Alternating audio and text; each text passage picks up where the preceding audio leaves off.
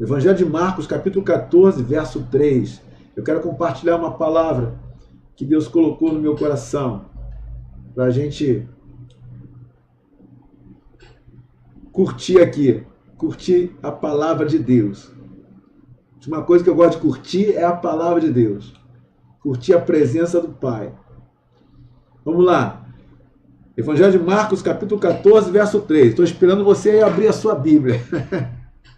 A minha já está aberta aqui. Eu vou ler um texto bem conhecido de todos, mas eu vou ler aqui para vocês, se você não está com a sua Bíblia aberta aí. Estando ele em Betânia, reclinado à mesa, em casa de Simão o leproso, veio uma mulher trazendo um vaso de alabastro,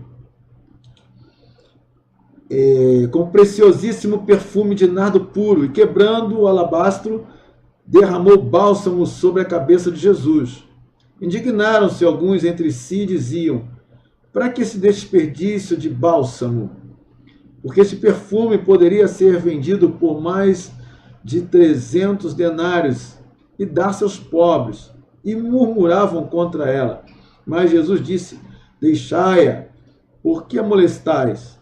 Ela praticou boa ação para comigo, porque os pobres sempre os tendes convosco, e quando quiserdes, podeis fazer-lhes bem, e quando quiserdes, podeis fazer-lhes bem, mas a mim nem sempre me tendes. Ela fez o que pôde, antecipou-se a ungir-me para a sepultura. Em verdade vos digo, onde for pregado em todo o mundo o evangelho, será também contado o que ela fez para a memória sua.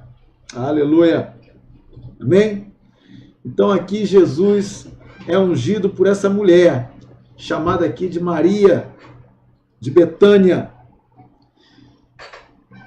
Eu quero deixar uma pergunta para você, para mim também, para todos nós. A palavra corta aí, mas corta aqui primeiro. Quem contará a sua história? Ou quem contará a minha história?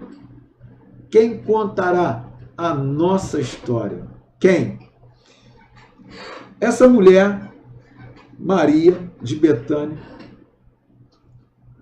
veio até a casa de Simão, designado aqui como o leproso. Ele ficou conhecido assim porque Jesus havia curado ele. E ela veio trazendo um vaso com um recipiente com um nardo precioso, puro, um perfume cheiroso e caro. Aquela mulher entrou na casa desse homem que tinha uma história. Presta atenção. Ela entrou na casa de um homem que tinha uma história para contar. E a pergunta que eu faço para nós aqui é essa: quais os lugares que nós temos frequentado? Quais os lugares que nós temos frequentado? Você pode responder para mim: pastor, inúmeros lugares. Mas quais os lugares que você tem frequentado onde pessoas têm uma história de vida, um testemunho de vida, um testemunho de um milagre de Deus na sua vida? A Bíblia fala no Salmo 1, no verso 1, o seguinte: bem-aventurado o homem que não anda segundo o conselho dos ímpios, nem se detém no caminho dos pecadores, e nem se assenta na roda dos escarnecedores. E o texto continua que esse homem, ele que é feliz, que é bem-aventurado, ele tem o seu prazer, antes o seu prazer está na lei do Senhor, e nela medita de dia e de noite. Então, o salmista aqui, ele fala que feliz é aquele que não anda segundo o conselho daqueles que não creem em Deus, daqueles que não praticam a fé em Deus. Feliz é o homem que não se detém no caminho daqueles que pecam, né? Fica ali e diz mais, vai mais além. Feliz é o homem que não se assenta na roda dos escarnecedores. Isso aqui é um processo. Ele está falando de um processo. A pessoa começa a andar com pessoas que não tem nada de Deus para transmitir para elas. Ah, pastor, mas eu vou me isolar do mundo? Não, o texto não está falando disso. Nós trabalhamos, nós nos relacionamos com as pessoas, nós temos amigos não cristãos, nós temos amigos de outras religiões, são amigos, são colegas, gente de bem. O texto não está tratando disso. O texto está mostrando que nós precisamos tomar cuidado por onde nós temos andado, porque é uma tendência do homem de se inclinar para o caminho errado, para o caminho mau. Há uma tendência do homem de se desviar dos caminhos de Deus. A sua carne é tendenciosa ao erro, a minha carne é tendenciosa ao pecado. A nossa carne sempre vai pender para o lado para nos afastar de Deus. E às vezes a gente não vai, né, percebendo isso. E nós vamos nos afastando.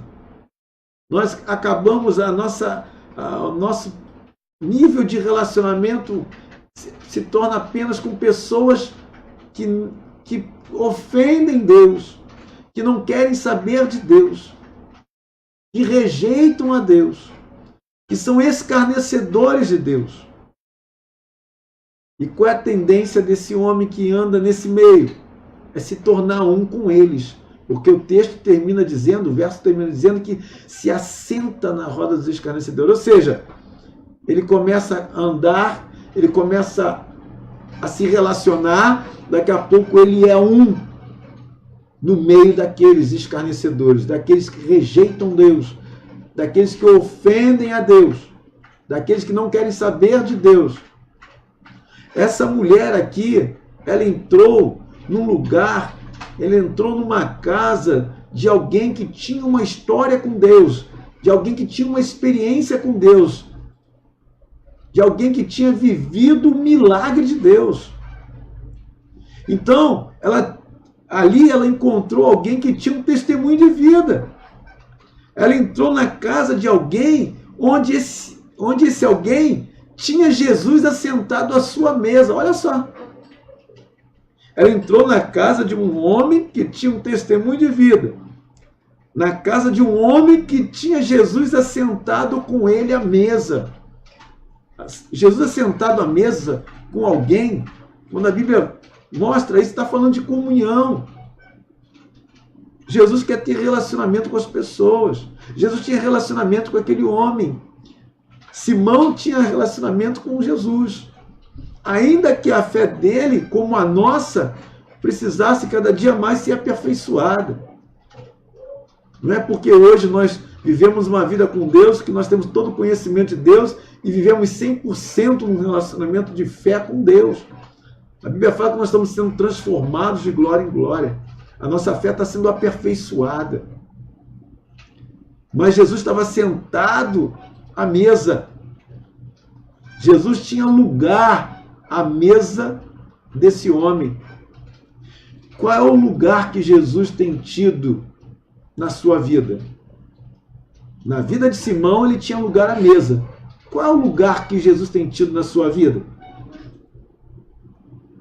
Você imagina uma pessoa, um conhecido seu, uma pessoa que você ame, uma pessoa que você respeite, chegue na sua casa, entre na sua casa, e você não percebe que ela está ali. Ela está sentada ao sofá e você está de um lado para o outro. É como se aquela pessoa não estivesse ali para você. Como essa pessoa se sentiria? Qual é o lugar que Jesus tem ocupado na sua vida? É o primeiro? É o segundo? É o terceiro lugar? É o último lugar? Ele está onde? Naquele cantinho, para que ninguém veja que você é cristão, que você é cristã, Jesus, olha, eu vou entrar nesse ambiente aqui, mas fica aqui, eu vou ali, quando eu voltar, eu volto a andar contigo. É esse o lugar que Jesus tem ocupado na sua vida? Na casa de Simão ele tinha lugar à mesa, ele tinha lugar à intimidade de Simão. Jesus quer ter acesso total à sua vida. Tem gente que permite Deus, né, só em algumas áreas da sua vida. Ó, Senhor, eu te dou a minha vida, mas nisso aqui, ó, isso aqui eu não te dou não. Isso aqui não toca nisso aqui não. Sabe? Eu tenho um problema com fulano de tal. Ah, não, Senhor, o Senhor pode me pedir tudo, mas me pedir, para ir pedir perdão a Ele, não peça para mim não, Senhor. Ou Jesus é o Senhor de tudo na sua vida, ou Ele não é o Senhor de nada. Então, qual tem sido o lugar de Jesus na sua vida? Qual tem sido o lugar da oração na sua vida? Não tem orado mais? Ora muito pouco? Ora quase nada? Ou esqueceu de orar? Ou esqueceu que tem que orar? A Bíblia fala orar sem cessar. A Bíblia fala orar em todo o tempo. Seja na rua, seja no trabalho, seja você num restaurante se divertindo. Qual o lugar da oração? Né? A oração tem ocupado que lugar na sua vida? Apenas na hora do almoço, da janta, onde, em nome de Jesus, amém, é tanta fome que não dá nem para fazer uma oração mais prolongada? Qual é o lugar que a leitura bíblica tem ocupado na sua vida? Ou não tem? Ou nem Bíblia você tem? Não lê mais. Ih, pastor, já não leio a Bíblia há não sei há quanto tempo. Qual é o lugar que a vida devocional tem ocupado na sua vida? A nossa vida, ela deve ser vivida intensamente, diariamente, o tempo todo diante de Deus, na presença de Deus. Não podemos, hoje vou entrar na presença de Deus. Não, você já está na presença de Deus, não tem como sair mais. Então a sua vida deve ser uma vida de adoração. 24 horas. Deitado, dormindo, tomando banho, tomando um café da manhã, batendo papo com alguém, trabalhando, se divertindo. Jesus tem que ocupar o lugar central na nossa vida. Ele tem que estar sentado à mesa, ele tem que ter liberdade para poder pegar os alimentos, né, com liberdade, abrir a sua geladeira de casa, entrar no seu quarto, entrar nos lugares mais íntimos do teu coração, onde você não permite ninguém entrar. Jesus quer entrar lá. Jesus quer tratar com você lá. Aquela mulher entrou na casa de um homem onde Jesus estava sentado à mesa. Jesus tinha liberdade naquela família, naquela casa. Então, quando ela entra naquela casa, ela leva consigo algo. O que ela está levando? Ela estava levando, como eu falei aqui, né, um frasco de perfume, precioso, caro. Quando nós entramos na casa de alguém, ela estava entrando na casa de Simão. Quando nós entramos na casa de alguém, quando nós entramos na vida de alguém, o que nós levamos para aquela vida? O que nós levamos para aquela casa? O que nós estamos levando conosco? Nós estamos levando estímulo? Nós estamos levando incentivo para aquela pessoa, para aquela família, para aquele lugar onde nós estamos, por exemplo, no seu ambiente de trabalho, lá na sua escola, na sua faculdade. O que você está levando para lá todos os dias? Quando você entra naquele recinto, quando você entra na sua casa, na casa de alguém, quando você entra na igreja, o que você está levando quando você entra na igreja? Você tem levado fé? Você tem levado um exemplo de uma vida devotada a Deus? As pessoas podem olhar para você, pô, esse é um homem de Deus. Essa aí é uma mulher de Deus. Isso aí é um homem de fé. Isso aí é uma mulher de fé. O que nós estamos levando? Quando nós entramos na vida de alguém, qual é a história que nós estamos levando? Nós estamos levando coisas espiritualmente valiosas, coisas espirituais, não de valor físico, material. Aquela mulher levou, né, um perfume precioso.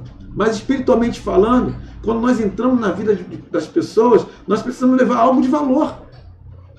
E o que é algo de mais valioso que eu e você nós temos? Senão Jesus. A nossa vida, ela tem que carregar coisas valiosas, coisas que realmente são importantes, que vão abençoar pessoas. Tem muita gente levando para a vida de outras pessoas testemunho. Tem gente levando fofoca, tem gente levando lamentos, tem gente levando mágoas, tem gente que a sua história é uma história de derrota, é uma história de ressentimentos, sabe? Pessoas recalcadas, pessoas que não são felizes e não quer que ninguém seja feliz ou não deixa ninguém ser feliz. O que nós estamos carregando para a vida dessas pessoas, para os lugares onde nós temos frequentado? Estamos levando luz para elas? As nossas obras têm sido agradáveis a Deus? Aquilo que nós levamos para as pessoas tem agradado a Deus? É algo que vai ser bênção na vida delas? Essa mulher levou um precioso perfume, valioso perfume. E Jesus fez questão, quando aquela mulher foi recriminada, né? Alguns ali estavam com interesse apenas no valor do perfume, no dinheiro. Os valores de Jesus são outros, enquanto o ser humano, muitas pessoas têm apenas as coisas valiosas, apenas materiais, as coisas materiais para elas, que são as coisas unicamente valiosas. As coisas de valor para Jesus são outras. Aquela mulher estava escrevendo a sua história para ficar para gerações futuras. E Jesus fez questão de falar para aqueles homens: deixa ela fazer o que ela está fazendo. E quero dizer mais para vocês, nas minhas palavras, né? Quero dizer mais para vocês, não apenas para vocês deixarem o que ela está fazendo. Deixa ela quieta. Deixa ela praticando o que ela está praticando, porque está me agradando. Mas não somente isso, vou dizer uma coisa para vocês: o que ela está fazendo vai ficar registrado para gerações futuras. Existe um ditado árabe que diz que quem planta tâmaras não colhe tâmaras, porque antigamente a tamareira levava de 80 a 100 anos para produzir os primeiros frutos. Hoje, com a tecnologia, esses anos aí, esse tempo diminuiu bastante. Mas a pessoa que estava plantando uma tamareira, ela tinha a convicção de que ela não colheria dos seus frutos. Conta-se que um certo senhor de uma idade avançada estava plantando uma tamareira. E um jovem, vendo que ele estava plantando uma tamareira, perguntou para ele por que ele estava perdendo tempo em plantar uma árvore da qual ele não iria colher o fruto dela. Então aquele senhor calmamente respondeu àquele jovem: se todos pensassem como você, ninguém colheria tâmara. Se todos pensassem assim, se eu não vou colher, então não vou plantar, então ninguém vai colher tâmara. Então não importa, a moral da história, não importa se você vai colher. O que importa é o que você vai deixar. Às vezes a gente está muito preocupado em apenas plantar para a gente colher. Muitas coisas nós plantamos nessa terra e colhemos ainda aqui. Tem coisas que nós colhemos aqui e ainda colheremos no futuro. Tem coisas que nós vamos plantar aqui e só vamos colher no futuro. Não vamos colher aqui, mas outros colherão aqui. Então, Nós precisamos cultivar, construir, plantar ações, praticar, né, ações que não sejam apenas para nós, que não venham trazer resultado apenas para nós, mas que venham trazer resultados para as pessoas que vão ficar aqui. Por exemplo, os nossos filhos, nossos netos, para gerações futuras, que possa servir de alimento para gerações futuras, onde as pessoas vão saber que foi você que plantou aquilo, que foi você que plantou aquela tamareira, e que hoje ela está se deliciando, está saboreando, está se alimentando de algo que você deixou como legado, foi a tua herança. Então, eu perguntei aqui no início, aqui, ó, quem contará a sua história?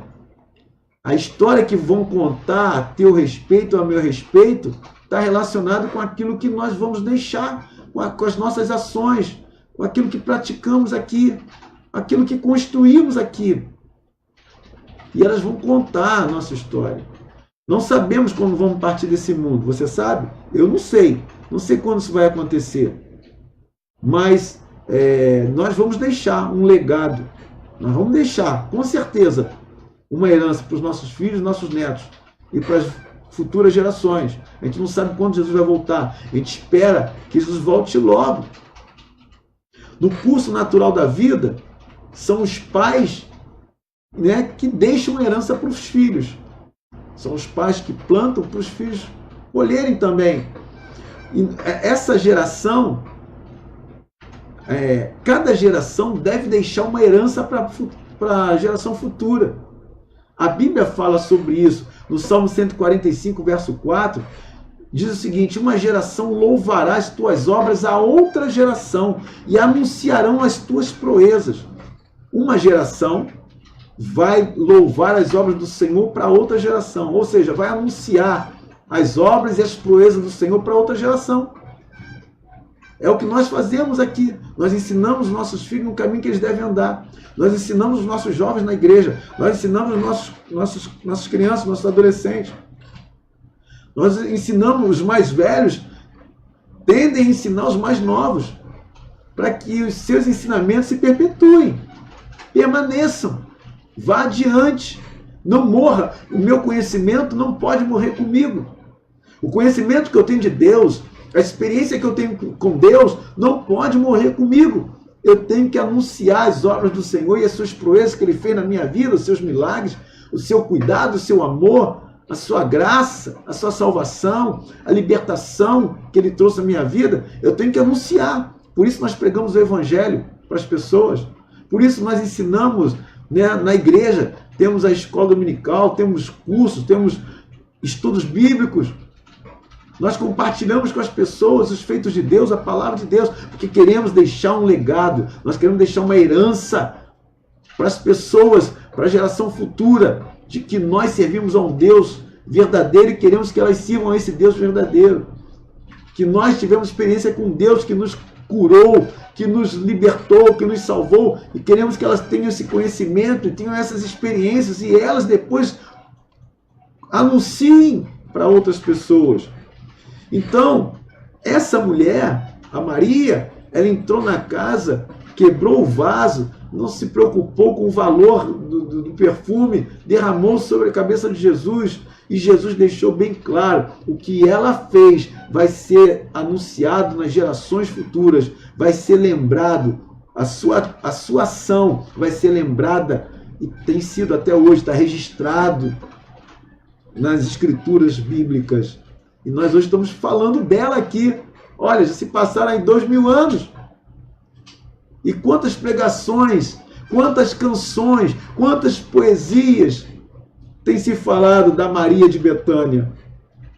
A palavra de Deus se cumpriu ou não se cumpriu na vida dela? Qual é a história que as pessoas vão contar a teu respeito? Qual é o legado? Qual é a herança que você vai deixar nessa terra? As pessoas vão lembrar do seu nome, vão lembrar de você como? Daquele homem de fé, daquela mulher de fé. Como nós seremos lembrados? Tem duas maneiras que nós podemos ser lembrados. Como como Jeorão. Jeorão foi um rei em Israel. A Bíblia diz, ele fez o povo de Israel desviar de Deus, fez coisas terríveis.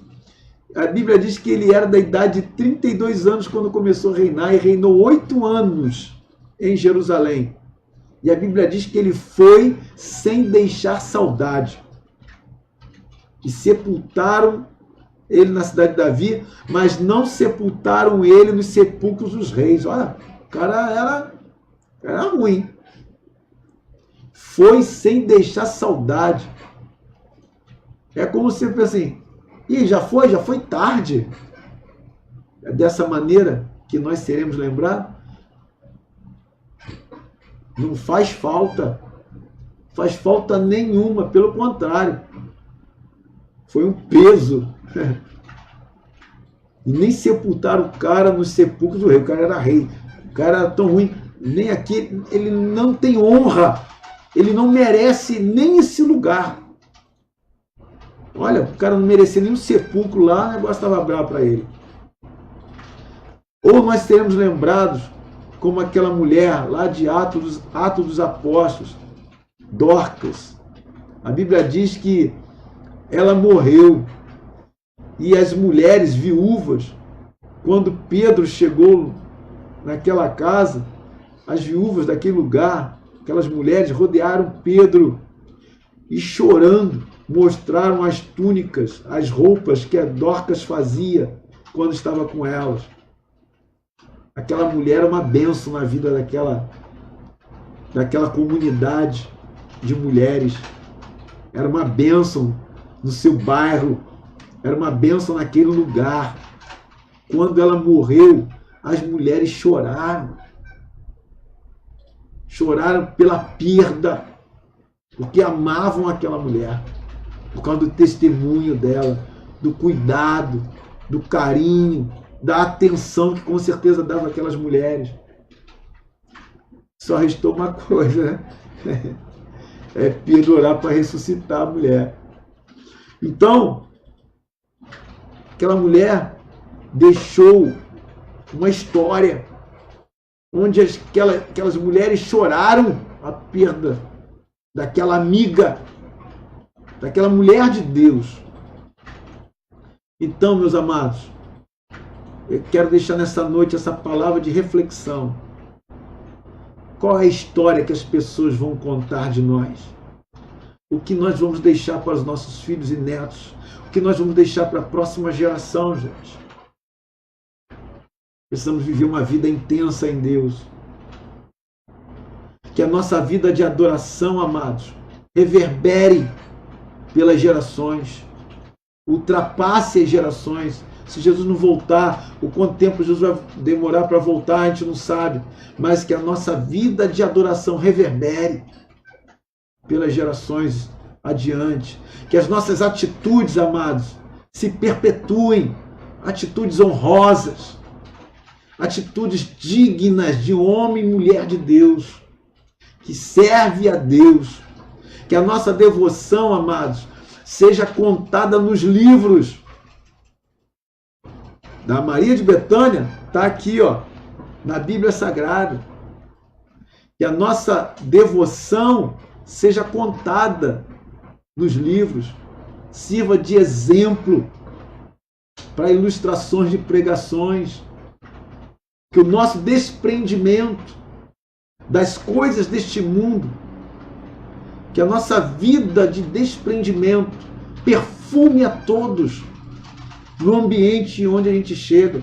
Quando aquela mulher quebrou aquele frasco, o perfume tomou toda a casa. Todo mundo ficou com o cheiro daquele perfume. Por quê? Ela não estava apegada às coisas deste mundo, ela não estava apegada às coisas terrenas, às coisas materiais, às coisas que perecem, às coisas que a ferrugem corrói, que os ladrões roubam, que as traças destroem. Que a nossa vida de desprendimento venha contagiar as pessoas ao nosso redor, venha perfumar, que essa seja a nossa marca na vida das pessoas. Tudo isso para a glória do Pai, tudo isso para a glória de Deus. Amém? Então, que você possa, a partir de hoje, pensar um pouquinho mais, refletir. Que vida você tem trilhado? Onde os teus pés têm te levado? E o que você tem levado nas suas mãos? O que você vai apresentar para Deus naquele dia? O que você está carregando consigo nessa terra? Tire fora, jogue para trás o que é apenas mágoa, o que é apenas ressentimento, o que é apenas rancor, o que é apenas ódio, o que é apenas sentimento de vingança. Jogue tudo isso para trás e carregue com você aquilo que vai ser bênção na vida das pessoas, que vai impregnar o ambiente onde você está. Vai ser a tua marca. O perfume, hoje eu estava no trabalho, o pessoal estava falando de perfume. O Marcos tem... Hoje o Marcos chegou aqui, cheguei aqui no trabalho e sabia que o Marcos tinha vindo aqui, por causa do cheiro do perfume. Essa é a marca. Nós somos o perfume de Cristo. Essa é a nossa marca. A marca do Filho de Deus, da Filha de Deus. Onde ela chega, ela deixa o aroma de Cristo. Ela deixa o perfume de Cristo agradável. Amém, amados? Que Deus te abençoe. Que a glória de Deus venha sobre ti. Que a paz do Senhor esteja sobre a tua vida.